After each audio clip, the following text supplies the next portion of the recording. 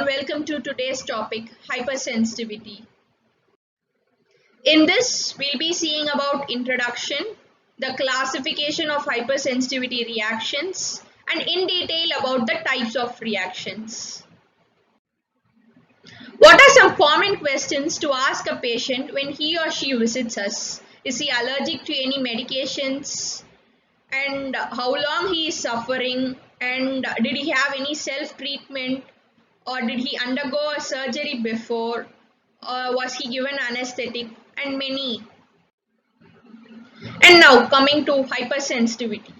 Hypersensitivity refers to the undesirable injurious consequences in the sensitized host following contact with specific antigens. For induction of hypersensitivity reactions or features or conditions for hypersensitivity reactions, the host should have a contact with the antigen or allergen directly or indirectly. First time when the host comes in contact with the antigen, this sensitizes the immune system, leading to the priming or production of the B or T lymphocytes. This is referred as the sensitizing or the priming dose. Second time, when the host comes in contact with the antigen, it is referred to as the shocking dose. This subsequent contact with the allergen causes the manifestations of the hypersensitivity reactions. The classifications of hypersensitivity reactions. It is based on COOMBS and GELL classification proposed in 1963. It is based on the different mechanisms of pathogenesis. We have type 1, type 2, type 3 and type 4. These are major and a minor type 5. Type 1 is anaphylactic reaction, type 2 is cytotoxic reaction, type 3 is immune complex diseases, type 4 is delayed or cell-mediated immunity, while type 5 is stimulatory hypersensitivity. You can easily remember this as ACIDS, ACIDS, A for anaphylactic, C for cytotoxic, I for immune, D for delayed, S for stimulatory hypersensitivity. Type 1 hypersensitivity. This is also referred as anaphylactic or IgE or reagent-dependent hypersensitivity. Here, the antibodies fixed on the surface of tissue cells are referred as the cell-fixed antibodies, the mast cells and basophils. Now, in type 1, this antigen binds with the cell-fixed antibody. When on combination, they form a complex and release pharmacologically active substances. These active substances produce clinical reactions. Type 2 or the cytotoxic or IgG or IgM dependent hypersensitivity. Here, the IgG antibody binds with the cell surface or tissue antigen in the presence of complement, forming a complex. This causes stimulation or damage. Intermediate between hypersensitivity and autoimmunity. Type 3. Immune complex diseases associated with antigen-antibody complexes. These precipitate in and around small blood vessels, causing damage to the cell and membrane, interfering their function. Type 4. Cell-mediated or the delayed hypersensitivity reaction. It is a cell-mediated response. Here, the antigen activates specifically sensitized CD4 and CD8 T cells. This leads to the secretion of lymphokines and phagocyte accumulation. The humoral amplification system. It refers to the 4 enzyme cascades, the complement, coagulation, fibrinolytic and the kinin systems. Type 1 hypersensitivity. It is a IgE dependent hypersensitivity. Type 1 hypersensitivity occurs as two forms. One is the acute, potentially fatal systemic form called the anaphylaxis. Second is the chronic, recurrent, non-fatal, typically localized form called the ATOPY. Anaphylaxis. As we all know, anaphylaxis is the immediate hypersensitivity reactions. The antigens and the haptens are responsible to induce anaphylaxis. What are haptens? Haptens are primitive molecules that elicit production of antibodies. The interval of at least 2 to 3 weeks between the sensitizing and the shocking dose can cause anaphylaxis. The clinical effects are due to smooth muscle contraction and increased vascular permeability. The affected organs are known as the shock organs. The changes seen in anaphylaxis are edema, decreased coagulability of blood, fall in BP and temperature, leukopenia and thrombocytopenia. Let's see, can you guess this condition? Yes, it is hereditary angioedema due to C1 esterase deficiency, manifested as edema formation in the dermis, mostly involving the head and neck. Icatibant, bradykinin antagonist, is given to treat this condition. Adrenaline is the life-saving drug for anaphylaxis. 0.5 ml of a 1 in 1000 solution subcutaneously or intramuscular injection is given. Types of anaphylaxis: cutaneous, passive cutaneous, and anaphylaxis in vitro. For detection of antibodies, antigen is introduced and vice versa. Cutaneous anaphylaxis. Small shocking dose of antigen is administered intradermally to a sensitized host. You will find a wheal and flare response in few minutes. The wheal is a pale central area of puffiness due to edema, which is surrounded by a flare caused by hyperemia and subsequent erythema. Passive cutaneous anaphylaxis. Antigen is taken along with a dye, taken as Evans blue dye, is injected intravenously. After 2 to 24 hours, immediate bluing is seen. This is due to vasodilation and increased capillary permeability.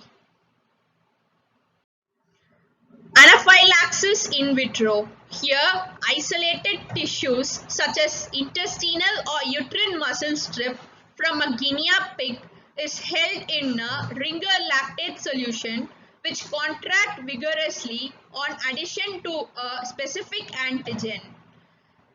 Produces contraction of the muscle. This is referred as the Schulze-Gel phenomena. The primary mediators are the contents of the mast cells and the basophils. Histamine is the most important vasoactive amine in the human anaphylaxis. This histamine is released into the skin, stimulates the sensory nerves, which in turn produce burning and itching sensations. Vasodilation and hyperemia by the axon reflex. Edema by causing capillary permeability induces smooth muscles contraction in the tissues and organs. 5-hydroxytryptamine, also known as the serotonin, is found in the intestinal mucosa, brain tissue and the platelets. This serotonin causes smooth muscle contraction, increased capillary permeability and vasoconstriction. Chemotactic factors. Eosinophilic chemotactic factors of anaphylaxis are released from the mast cell granules. These are strongly chemotactic for eosinophils. These contribute for eosinophilia, which is the main cause of hypersensitivity reactions. The platelet activating factors are released from basophils, which cause aggregation of platelets and release of vasoactive amines. The anaphylactoid reaction. Intravenous injection of peptone, trypsin and other substance provoke a clinical reaction resembling anaphylactic shock. The only difference between the anaphylactoid reaction and the anaphylactic shock is there is no immunological basis and is a non-specific mechanism involving activation of complements and the release of anaphylatoxins. Atopy refers to the naturally occurring hypersensitivities in humans, commonly the hay fever and the asthma. The atopens are generally not good antigens, but when injected parenterally, induce production of IgE antibodies. These IgE antibodies were formerly named as the reagent antibodies. Hence, type 1 hypersensitivity is referred as the reagent-mediated hypersensitivity. IgE is quite different from other immunoglobulins. IgE is heat sensitive and can be inactivated at 56 degrees Celsius in 2 to 4 hours. Heating appears to damage the Fc part of IgE molecule, which is necessary for the fixation of the cells. This atopic antibody, that is the IgE, does not pass through the placenta. Challenge your grey cells. Can you identify this person and what he is related to? He is Karl Praunitz, known for the Praunitz-KUSTNER reaction, the PK reaction. The Praunitz-KUSTNER reaction. The basis of this reaction is that IgE is species specific and only human IgE can fix to the surface of human cells. This was the original method for detecting atopic antibodies. This reaction was conducted by KUSTNER and Praunitz. KUSTNER once consumed cod fish and it was found that he was allergic to the cod fish from the site of injection throughout the body. Then the serum from KUSTNER was collected and injected to Praunitz. At T0, Praunitz was non-allergic.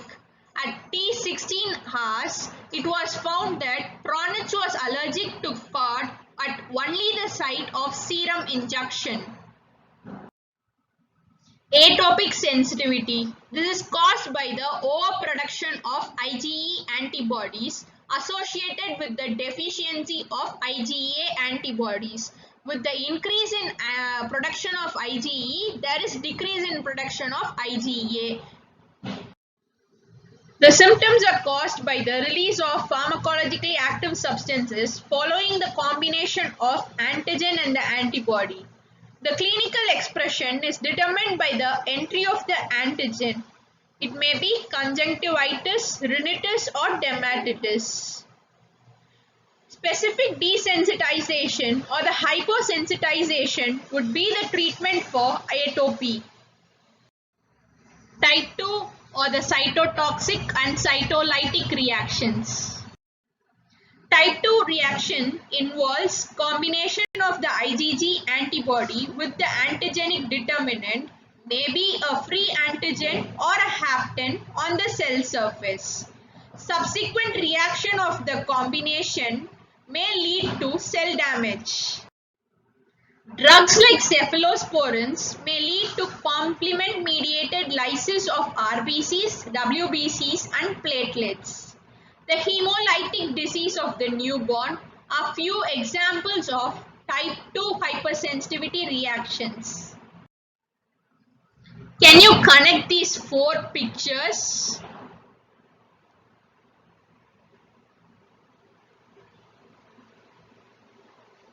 Yes, it is THYROTOXICOSIS. The symptoms are exophthalmos, diarrhea, tachycardia and enlarged thyroid. Type 3 referred as the immune complex disease. Type 3. The plasma concentration of complement falls due to massive complement activation and fixation by the antigen-antibody complexes. The disease is self-limiting with continued rise in antibody production. The immune complexes become larger and more susceptible to phagocytosis and immune elimination.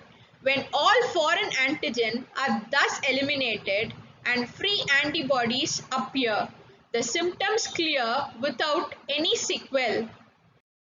ARTHUS reaction.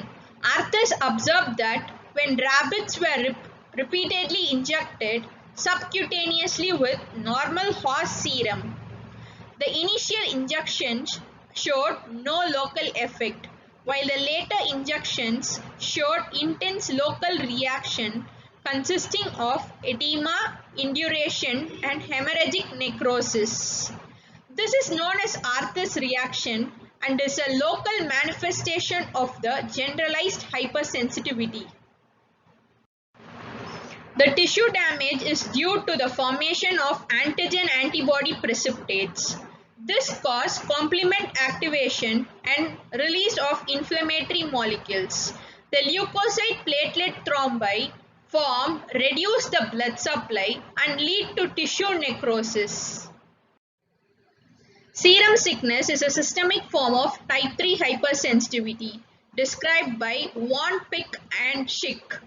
This appears 7 to 12 days following a single dose of high concentration of foreign serum such as diphtheria antitoxin.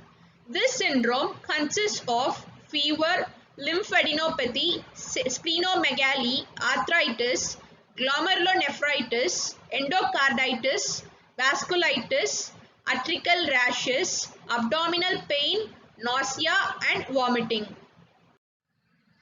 Pathogenesis. Immune complexes formed are deposited on the endothelial lining of blood vessels in various parts of the body, causing inflammatory infiltration. Serum sickness differs from other types of hypersensitivity in that a single injection can serve both as the sensitizing and the shocking dose. The type 4 delayed hypersensitivity. Type 4 is a cell-mediated immune response. They are provoked by intracellular microbial infections or haptens that evolve slowly and consist of a mixed cellular reaction involving lymphocytes and macrophages. The reaction is induced by sensitized T cells, not by circulating antibodies, which on contact with specific antigen release cytokines that produce biological effects on lymphocytes, leukocytes and tissue cells. The two types are the tuberculin type and the contact dermatitis type. Tuberculin type. The archetype of delayed hypersensitivity is the tuberculin reaction. In sensitized individual, a small dose of tuberculin is injected intradermally in a sensitized individual to tuberculoprotein by prior infection or immunization. An indurated inflammatory reaction is developed at the site within 48 to 72 hours. In unsensitized individual, there is no response. The tuberculin test differs from the skin test for type 1 hypersensitivity, not only in the longer interval for appearance, but also its morphology and histology differs. Cutaneous basophil hypersensitivity.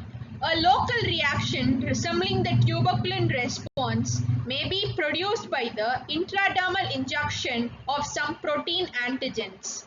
This is not a delayed hypersensitivity but can be transferred passively by serum.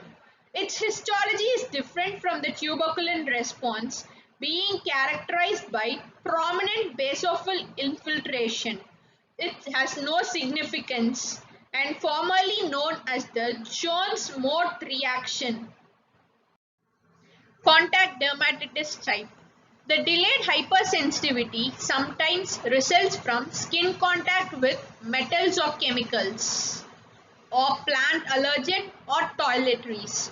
These substances are involved in themselves are not antigenic but may acquire antigenicity on combination with skin proteins. Sensitization requires percutaneous absorption. Type 5 or the stimulatory hypersensitivity. Type 5 hypersensitivity, the antibody activates receptor sites and enhances the activity of the cell. A few examples are the long-acting thyroid stimulator Stevens-Johnson syndrome, and etc. In long-acting thyroid stimulator, an antibody against some determinant on thyroid cell which stimulates excessive secretion of thyroid hormone. This is beneficial in case of hypothyroidism. Schwarzman reaction is not an immune reaction but rather external factors affecting intravascular coagulation. It is traditionally described along with hypersensitivity reaction because of its superficial resemblance. Schwarzman observed culture filtrate of S. typhi is injected intradermally in a rabbit. Following 24 hours, the same filtrate is injected intravenously. A hemorrhagic necrotic lesion develops at the site of intradermal injection. The intradermal and intravenous injection need not be of the same or even related endotoxin. This absence of specificity and short interval between the two doses prevent happening any immunological basis for the reaction. A healthy body and a healthy mind will give you a happy life. To conclude, let's stay happy. Thank you.